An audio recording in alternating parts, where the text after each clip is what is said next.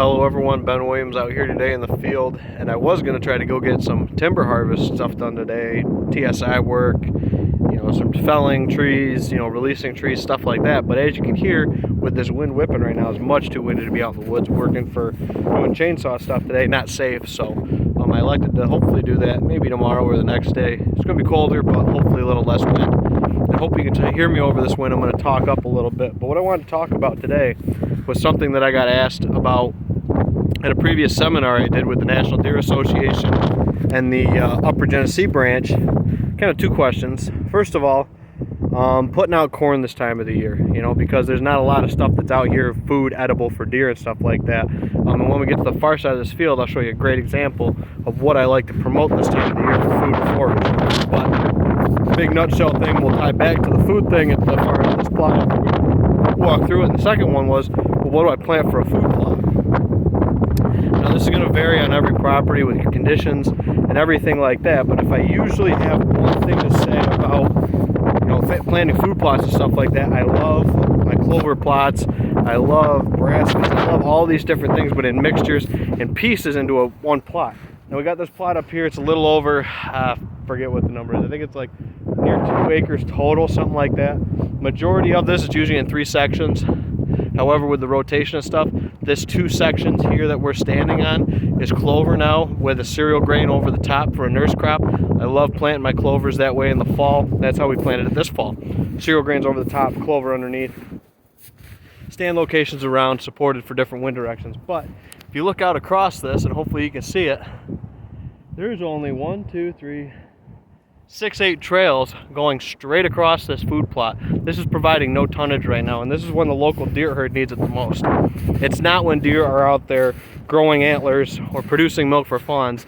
That is the absolute last time that I want to be trying to incorporate some kind of food for a piece of property or a program, usually, because that's the time when the local habitat is at its best, typically here in the north half of the country. Now if you're in a southern state, southern zone, or in a extreme different situation, it might not be the same for you. But here in the north, and especially here in this region of New York, I have one, I'll be fair, I have one dug up spot right there, which could have been a volunteer turnip. They went too far when I spread this turnip half of the plot out over here.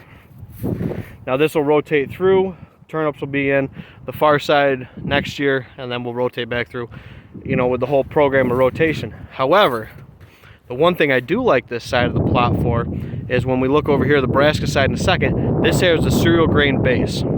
So this has a lush carpet of green growth underneath this.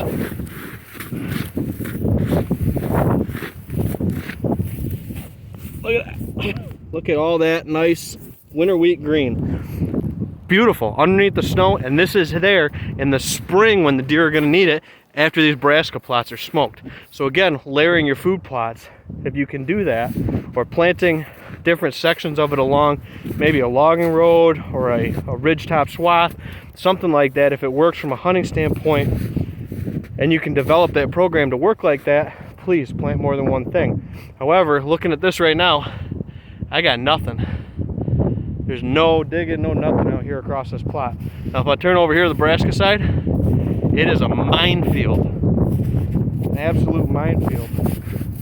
And our bachelor group of bucks has been relating to a different food plot with one of our cameras. So I don't expect to find a shutout here this year. I may. Again, it's all where they are when they drop them. Probably, but somewhere in between. I usually don't find a lot on my plots. It's usually the bedding adjacent or a travel corridor between a bedding or between 2 food sources, something like that, that they might be hitting alternate ones for. But this has turnips in it, dug right to the ground. You can see some of the bulbs that are left that they're getting at. Here's a good example here. Bulbs are digging up. Just providing a lot of tonnage out here in this plot. I like my brassicas for that reason. Again, but planting with these blends, mixtures of different things on different sides. So I want this possible early season and then early spring green up. My winter wheat's really going to provide over there. Well, this is going to be all cooked. I mean, the bulbs, what's left of bulbs out here, if there are any, will be rotting in the spring, which is okay. It's providing good tonnage right now. We're in second week of February now, and this is providing good tonnage. They're still out here digging fresh. I mean, I got fresh tracks out here. So it's something that obviously is good for this time of the year. However, when people really push all clover or all one species in particular on a piece of property. It usually isn't the case. Look at what your need is with your local property, in your local habitat, and adjust from there. The trails and stuff out across this clover are coming straight from bedding on a backside. This is west behind the camera. East is this way, facing this way with the sun in the morning. It's a south, kind of southeast facing side hill. They'll bed on that in the morning after eating out here at night, vice versa, swap out of the west winds. So we're gonna get harsh west winds. We have a pretty good south today, which is hitting me right in the face right now. But again, I got clover out here. I got over 1.5 acres clover out here. What good does it do me this time of the year when my local deer need it? And that's where I'll substitute off to doing timber work, which is like what I did, or wanted to do today before I got out here and realized that it wasn't going to work with the wind. It picked up a lot since this morning, but I mean, look at this. And this is a mixture of purple top turnip. That's probably a buck track right there, dude. Look at that. That's a big track. Maybe I will find a shed out here. It's tough to say, but yeah, it's absolutely, we'll see. I'm not doing any shed hunting. I'm out just checking cameras today. Wanted to shoot this video as I was looking across this plot. I see this in all my plots, you know, throughout the years, is seasonal use for different reasons. Don't put all your eggs in a clover basket, like was a very big topic and thought in the early, you know, 2000s and stuff. And still for some people it is clover, because they need that protein. They need that. The native habitat provides the protein, provides the good quality browse, the tonnage. You provide way more tons in your native habitat when managed properly than you will in this food plot. So, still going out here through over 1 foot of snow. And it's melted down quite a bit over the last 2 days with the rain and everything. So, but again, big stark comparison of a clover winter wheat. However, with the winter wheat in this for the nurse crop, that's going to provide a great base coming out of winter. Going into spring, it's going to be the first stuff greening up. It's going to be great, palatable, nutritious food and forage for them when local habitat hasn't caught up to it yet. I've been planting cereal grains, I think, since the early 2000s. Some of our first food plots that me and my dad ever did was winter wheat. Because it was so readily available, it was a great hunting season draw. Put in the right locations that are obviously good from a hunting standpoint is where you make your biggest thing. It's not necessarily what you plant during the hunting season, it's how you manage how you hunt that, how you entry and access, how that plot relates to your entry and access, and your exit, also very important.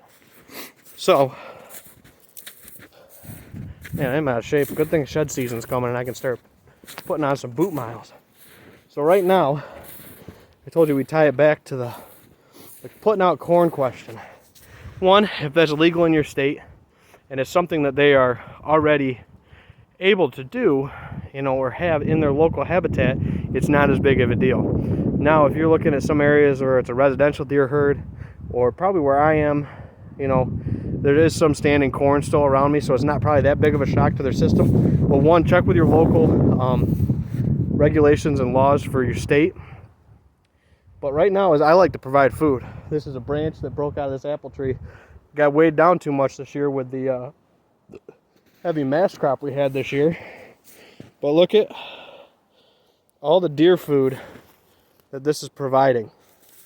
Look at every single one is gone. Anything they can reach. Anything they can reach.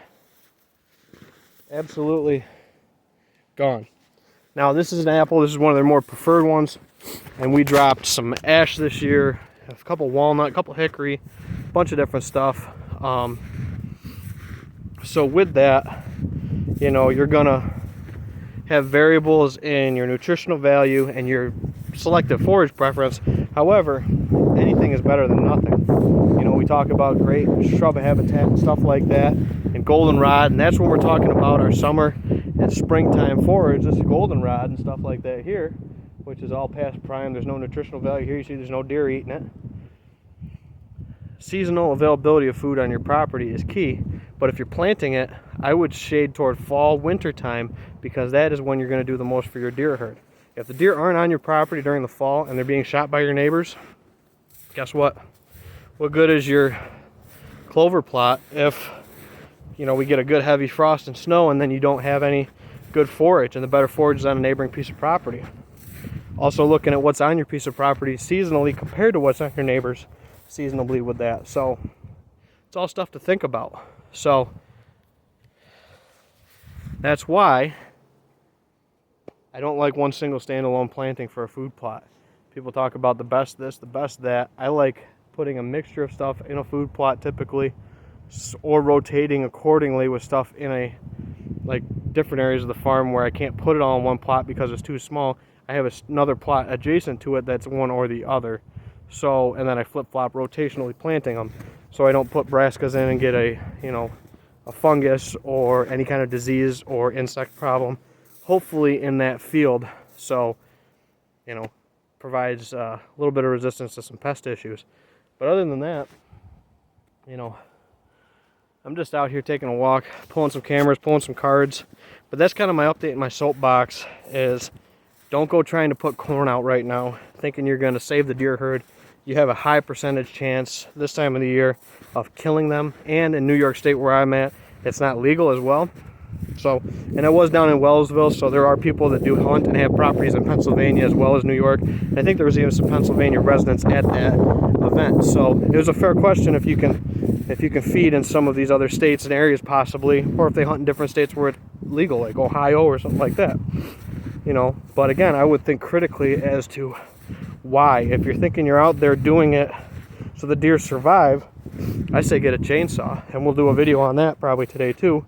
And I'll post it up in a different video later on, as we'll talk about, you know, some of the winter habitat setups and stuff like that. So hope you guys enjoyed this. If you do have any comments or questions, or you think a little differently, let me know. I'm always, you know, open to hear other people's ideas and thoughts on it. This is just what I've, you know, realized here, living in the Finger Lakes region, New York, hunting, working on habitat for clients and everything like that, is winter is our biggest struggle in early spring. And how I combat that with my plantings is leaning on a cereal grain for early spring green up. It's a great addition to a clover planting to help it get established, as well as brassica species and stuff along that line for, you know, late fall going into winter time. And now I guess we'd call this midwinter maybe at this point, going into, you know, second week of February, midwinter coming into possibly late winter.